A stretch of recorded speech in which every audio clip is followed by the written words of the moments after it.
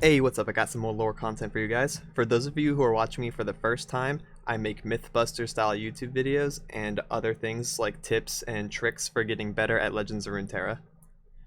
I am also currently Master on the ladder and I have peaked top 50 in NA. For those of you who regularly watch me, welcome back, and let's get into this patch notes run through. Patch 0.9.2, this is the second patch of the beta that has balance changes. Let's see. 0.9.2 brings the second big batch of balancing card updates for open beta, including several full reworks. Check out the new Callista and Mage Seekers roster. We are also continuing our efforts to improve game pacing and feel and making tweaks to expedition archetypes. Okay, so disclaimer, I have not seen any of these changes yet. I'm going to be seeing these for the first time and giving my initial impressions. Alright. First, we got Hecarim, my boy. I'm a mono Shadow Isles player, and I do not like seeing Hecarim on the update list. Alright, what we got? Health 6 to 5. You've attacked with 8 plus ephemeral units. You've attacked with 7 plus ephemeral units. Ooh, okay, so they lowered Hecarim's HP by 1, but also made his level up condition 1 ephemeral attacking ally like easier, you know? So he got exactly what I called. I've been talking to some people in the Discord and some people who I think are on the balance team, and I said, if you're going to nerf Hecarim, also compensate buff for ephemeral decks because they're not very powerful, and they did just that. So it says, we've tweaked Hecarim to be less of a powerful finisher in any deck and more of a specialized ephemeral deck bomb. Hecarim has been seeing a lot of play, but in most situations he wasn't ever leveling up. This is actually true, which indicated he had too much generic power and not enough payoff for a specific type of deck where he might really shine. We're looking to shift Hecarim's power deeper into his ephemeral synergy while leaving him a viable but weaker option for Shadow Isles decks in general. I don't feel like they hit Hecarim enough for how powerful he is. I think he is just fine in mono Shadow Isles. Rekindler is going to keep bringing him back. The difference between 5 and 6 HP really isn't that much right now, minus, like, I guess Freljord decks can kill Hecarim with Averosian Outriders now. Or Hearthguard. Hearthguard is what I meant. Alright, next change. We got Hecarim level up. Let's see. He's also losing 1 HP, just like his smaller counterpart.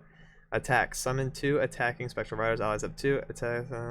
Wow! Ephemeral allies have +3. That's pretty nice, actually. And Onslaught of Shadows itself is going from 3 to 2. So I'm assuming this means Hecarim's version and the regular spell as well. This is extremely powerful for ephemeral decks. Oh, however, Spectral Riders are going down by 1 attack. Never mind. I still think this is fine. I think Ephemerals being able to push 7 is a lot easier than 8, you know, in order to level up Hecarim. I think Ephemeral decks overall are still going to be a little bit weak and they need 1 or 2 more support cards, but I'm liking the direction of this. They didn't fully gut Hecarim, just a little tap on the wrist and a compensation buff. Alright, Callista, so is this a rework? 3 for 3 from 2 HP, Fearsome, play, bond with an ally, granted 2-0, bond and level up, this is all gone. New text is Fearsome, level up, 4 allies die. She doesn't bond? What? Callista was the least played champion last patch, and considering Shadow Isles is the most played region, that's not a good sign. True, Callista sucks. See my tier list video for more context. Callista wasn't meeting the exciting to build around bar we have for champs, so we've redesigned her to much better fit into decks that are interested in killing or reviving their own units. Oh, she's going to be in the self-mutilation decks. She's now also more appealing in ephemeral decks, given the synergy with her level 2 version. Ah, I've not seen the level 2 version, so that's true. Let's take a look at it real quick. 3 mana, 5/4 from 5/3, Fearsome, play. Okay, now she bonds with an ally on level up. Granted +2/+0 while we are bonded. Also, attack, revive the ally attacking, and reforge our bond. Level up, I've seen 4 allies die. Right. Now, she is the first time I attack each round, revive an attacking ephemeral copy of the strongest dead allied follower. Yo, that is sick! This round we're bonded and it takes damage for me! Oh my god, this is what she had in the preview patches. Her bonded ally takes the damage for her. That was such a strong mechanic, and I'm glad to see it back. This is absolutely insane. Callista Hecarim ephemeral decks? It's gonna suck not having Zed anymore for the little, Shadow ephemeral hit. That's so cool though. Alright, we got Black Spear. Cost from 2 to 3, so Black Spear is getting nerfed. I guess that makes sense. Black Spear is really, really powerful. This change is being made separately from Callista's. Shadow Isles as a region is too versatile with cheap spells at 1 to 2 mana. True, you were able to float 2 mana so easily in the first couple turns and just have mana for Glimpse, Vile Feast, or Black Spear whenever you needed, and that was way too much flexibility. So I understand the hit to Black Spear here. I think Black Spear was the weakest of those three, though. I really liked having Glimpse and Vile Feast over Black Spear. I even cut it to 2 because oftentimes you were fighting elusive decks, and they wouldn't even kill your things to allow Black Spear to become active, right? So it wasn't... I think this is going to be a hit that is felt in the near future and onwards, but not immediate. We're breaking that power and efficiency up by changing Black Spear Mark of the Isles. Oh no, Mark of the Isles too? 2 cards that often use 1 or 2 spells. Synergy. Okay. Followers and spells. What we got here. They're making Border Lookout. Wait, what? He's now a Vanguard Lookout. Let's go. Elite? Yes. Alright, they give him Elite. I think that's really good because if you have Battlesmith on the field, now this is going to be a 2 mana 2/5, which is absolutely absurd, by the way. Border Lookout has been promoted to the Vanguard. While this isn't a massive change in playability, we do think this serves our design goal of every card as a home a bit better. Yeah, we can throw this in Elite decks. That's fine. Mage Seeker Insider. So this is the Mage Seeker rework they're talking about. Power from 1 to 4, health from 4 to 3. So they're completely changing this card.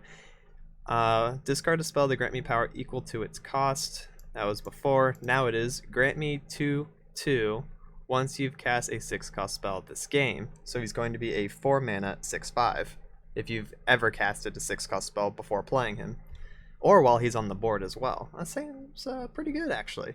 Mage Seekers are among some of the most interesting characters in Demacia that aren't, you know, soldiers. Keeping the all cards have a home principle in mind, we weren't satisfied with how Mage Seekers ended up in beta, so we've reworked them as a group. Okay. Mage Seeker Investigator. Play. She used to use Purify, essentially, on an enemy follower. Now it is create a detain once you've cast a 6-cost spell this game. Okay, so you just get a free detain. I think that's really powerful. Seems good. Mage Seeker Persuader. Going from 6 cost to 2, that's huge. Power 4 to 3, health 1 to 2. Old Text Challenger, play discard a spell to grant him health. Now is grant 1/1 and Challenger once you cast a 6-cost spell this game. So these are all going to be played around Lux, I suppose, because Lux also has the same condition for leveling up. It just makes sense. Crowd favorite, getting hit, huh? Aggro Spiders was a little bit too much. Crowd favorite has been quietly been overperformer for Noxus aggro decks. Overwhelm combined with large base stats can be hard to interact with.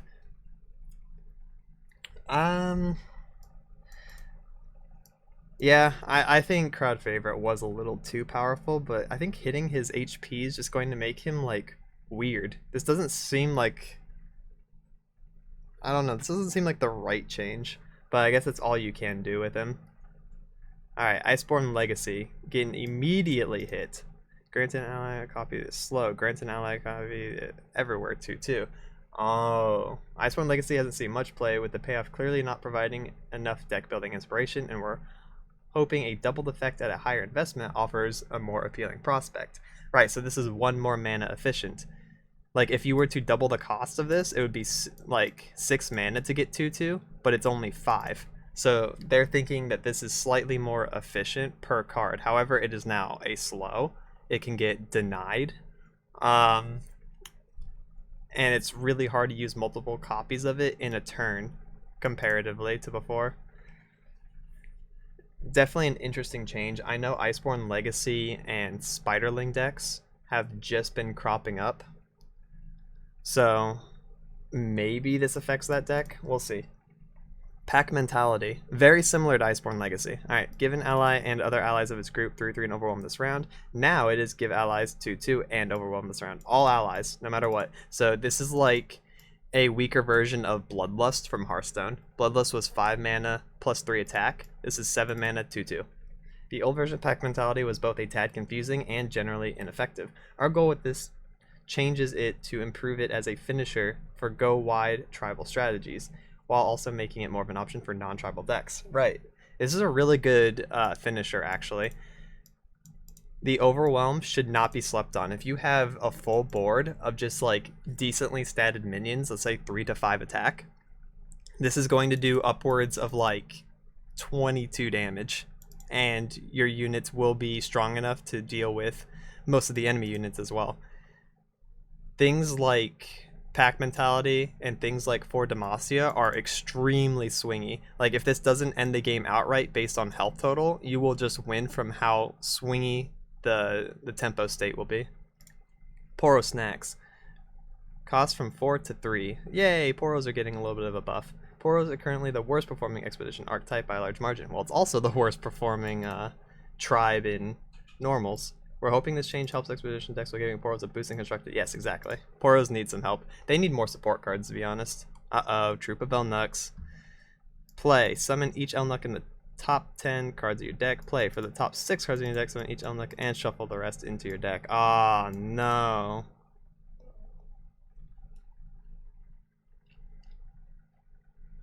I think this kills Elnuks. For the top 6 cards in your deck, summon each Elnuk. You're like never going to see one. While we wanted some levels of randomness to create varied gameplay experiences, we don't think RNG at Troop's previous level should be prevalent in the competitive metagame. We considered a redesign that would be more deterministic, but we wanted to preserve Troop as a linchpin in counterfeit copies decks. Oh, you're going to have to rely on counterfeit copies now in order to get the wombo combo of your dreams. We've busted out the hyper geometric calculator and done some playtesting to find a better rate for the Troop that allows more dedicated Elnuk decks to be powerful while reducing its effectiveness in decks just looking to splash the Elnuk package for value. Right, okay. Yeah, we will not be doing this anymore. There will be no more Elnuks in Ezreal. Sad to see them go. What good cows they were. Next we got Navori Conspirator going from 3 attack to 2 attack. Good. I hate elusives. I hate Conspirator. I don't think he should even have elusive. I wanted him to get an attack hit, so I'm glad this is what is happening. Conspirator is an above rate elusive unit. Yes, he's annoying. Chump Wump. 4 health to 3 health. Really, he's not the best 4-drop in the game anymore. That's crazy. Next to, of course, you know, Wraithcaller. But Chump Wump is a threat that's often played both for the sweet mushroom value and its surprisingly good stats. Yeah, he was an insane body. He's the only 4-mana 4/4 in the game as far as I was aware. Making a bit too generally strong in all Piltover archetypes. One of PNZ's weaknesses is having mediocre unit stats, and value cards like Wump shouldn't be too effective in combat. Okay. I see where they're coming from, but it's kind of a stray hit. Flash of Brilliance. Create a random spell in your hand, refill your spell mana is no more. Create a random spell that costs 6+ in hand and refill your spell mana. Oh, let's go. This is going to be way less good in Heimerdinger decks. Flash of Brilliance is a highly efficient card that can be a bit frustrating to play against in conjunction with Heimerdinger or Lux, especially when its RNG is more cheap burst spells. True. However, it's satisfying card or core card for Heimer and sometimes Lux, we don't want to change it too much. Making the random spell cost 6 will be more in line with the design intent. Okay, so Flash of Brilliance is still going to give Heimerdinger his elusive turret, but it is now a guaranteed 6-cost spell in hand, so they can't luck out and get another 3 cost to get a second elusive turret, or, you know, get a 2 or 1 cost. So it's going to be harder to play Flash of Brilliance in combination with the spell that you get. Rummage. To play, discard 2, draw 2. To play, discard 2, draw 2. If you have exactly 1 other card in hand, discard 1 to draw 1. This is so good. This is an absolutely incredible change for Jinx. It was so frustrating for Jinx to draw you 2 cards, like, you know, that's her passive when she levels up. Draw 2 cards at the start of each round. You would draw 1 and Rummage. And it's like, okay, I guess I just don't get my Mega Death Rocket this turn. It was so clunky. It was so unintuitive for Rummage to work like that, and I'm so glad they changed it. Rummage can be cast when you only have 2 cards in hand, which is here. Except with level 2 Jinx, it's a small change, but one to make Rummage feel better overall. Absolutely. Thank you. Unstable Voltician. I've never seen this card in my life. When I'm summoned, grant me 4/0 and quick attack if you've cast a 6. Oh, no wonder I haven't seen him. Grant me 4/0 and quick attack once you've cast a 6 spell of this game.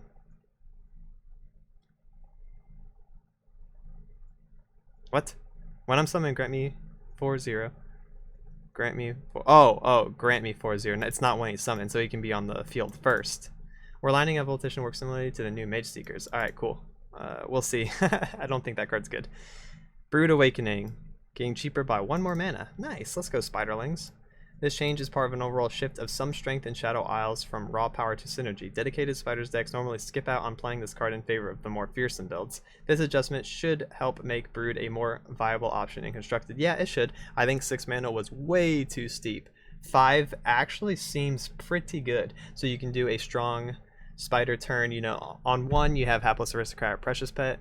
On 2 you got House Spider or Elise or Arachnoid Horror. On 3 you got Skitter. On 4 you have to do like a combination of 2 drops, I guess, because there isn't a good 4-drop spider. And then on 5 you can Brood Awakening. That actually makes this deck, or this spider strategy, have a tempo aspect to it. You can play super high value turns 1 to 5 and close out the game like that. I really like that. It's really cool. Mark of the Isles. Grant an ally 3/3 in ephemeral, grant an ally 2/2 in ephemeral. This is absolutely huge. You would not believe how much 1 stat point matters. I'm obligated to say my first impression is Mark of the Isles dies. This is actually extremely bad for like trading up into quick attack units, like Zed, because you need that HP to try to beat over him. Oh man, giving it ephemeral though, I guess it's still good in ephemeral decks that don't have 100% ephemeral units, right? You can still give something ephemeral and try to beat over things, or use it in combination with Deathmark. This is going to be a huge hit that's felt forever. I'm not going to get used to the +2/2 for a long time. To add what we said for Black Spear, Mark was pulling too much weight for a 1-cost card. It's awesome burst spell protection. Yeah, it was awesome, and now it's not. Thanks a lot. Rekindler, 6 to 7 mana. Holy crap, dude, Shadow Isles got shafted.